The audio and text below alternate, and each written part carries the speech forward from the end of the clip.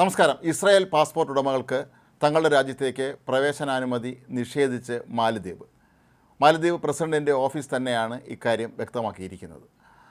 ഗാസയിൽ ഫലസ്തീൻ പൗരന്മാരെ വംശഹത്യ നടത്തുന്നു ഇസ്രായേൽ എന്നാരോപിച്ചാണ് മാലദ്വീപ് ഇത്രയും കടുത്ത ഒരു തീരുമാനം എടുത്തിരിക്കുന്നത്. ഇത് സംബന്ധിച്ച കാര്യങ്ങൾ മാലദ്വീപ് പ്രസിഡന്റ് മുഹമ്മദ് മൊയ്സു നേരിട്ട് തന്നെയാണ് നടത്തിയിരിക്കുന്നത് എന്നാണ് മനസ്സിലാക്കാൻ കഴിയുന്നത്.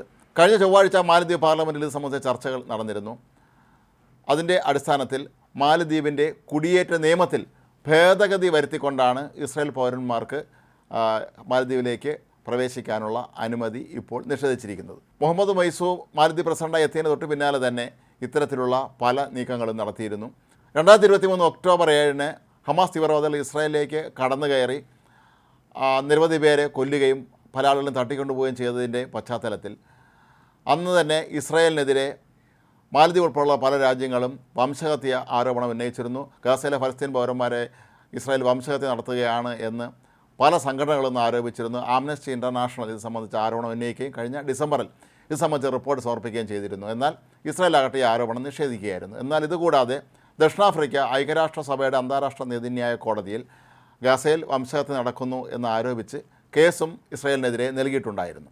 എന്നാൽ ഇസ്രായേൽ വിദേശകാര്യ മന്ത്രാലയമോ കൊളംബോയിലുള്ള അവരുടെ കോൺസുലേറ്റ് ഓഫീസോ മാലദ്വീപിൻ്റെ ഈ തീരുമാനത്തെക്കുറിച്ച് ഇനിയും പ്രതികരണം അറിയിച്ചിട്ടില്ല. കഴിഞ്ഞ വർഷം ജൂണിൽ തന്നെ ഇസ്രായേൽ പാസ്പോർട്ട് കൈവശമുള്ളവരെ മാലദ്വീപിലേക്ക് പ്രവേശിപ്പിക്കേണ്ടതില്ല എന്ന് മന്ത്രിസഭാ യോഗം ശുപാർശ ചെയ്തിരുന്നു. അതിൻ്റെ അടിസ്ഥാനത്തിൽ ഇസ്രായേലും തങ്ങളുടെ പൗരന്മാരോട് ഒരു കാരണവശാലും മാലദ്വീപിലേക്ക് പോകരുത് എന്നും ആവശ്യപ്പെട്ടിരുന്നു. മാലദ്വീപ് ലോകത്തെ ഏറ്റവും പ്രധാനപ്പെട്ട ടൂറിസം ഡെസ്റ്റിനേഷനുകളിലൊന്നാണ്. മാലദ്വീപിൻ്റെ ഏറ്റവും പ്രധാനപ്പെട്ട വരുമാന മാർഗ്ഗങ്ങളിലൊന്നും ടൂറിസം തന്നെയാണ്. ഈ വർഷം $5 ബില്യൺ ടൂറിസം മേഖലയിൽ നിന്ന് മാത്രം വരുമാനം ലഭിക്കും എന്നാണ് മാലദ്വീപ് പ്രതീക്ഷിക്കുന്നത്.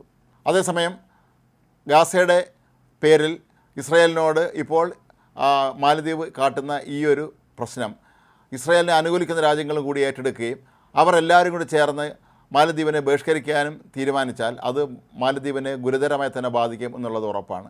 നേരത്തെ മുഹമ്മദ് മൊയ്സു മാലദ്വീപ് പ്രസിഡന്റ് ചുമതലയേറ്റതിന് പിന്നാലെ ആ മന്ത്രിസഭാംഗങ്ങളായ ചിലർ പ്രധാനമന്ത്രി നരേന്ദ്രമോദിക്കെതിരെ വിമർശനങ്ങൾ ഉന്നയിക്കുകയും സമൂഹ മാധ്യമങ്ങളിൽ പോസ്റ്റിടുകയൊക്കെ തന്നെ ചെയ്തിരുന്നു.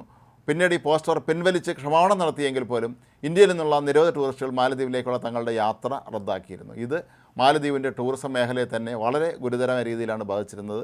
ഇന്ത്യയിൽ നിന്നും ധാരാളം ടൂറിസ്റ്റുകൾ എല്ലാ വർഷവും മാലദ്വീപ് സന്ദർശിക്കാറുള്ളതാണ്. അവിടുത്തെ ഈ മന്ത്രിമാരുടെ നീക്കം അന്ന് മാലദ്വീപിന് വലിയൊരു തിരിച്ചടിയായി മാറുകയും ചെയ്തിരുന്നു.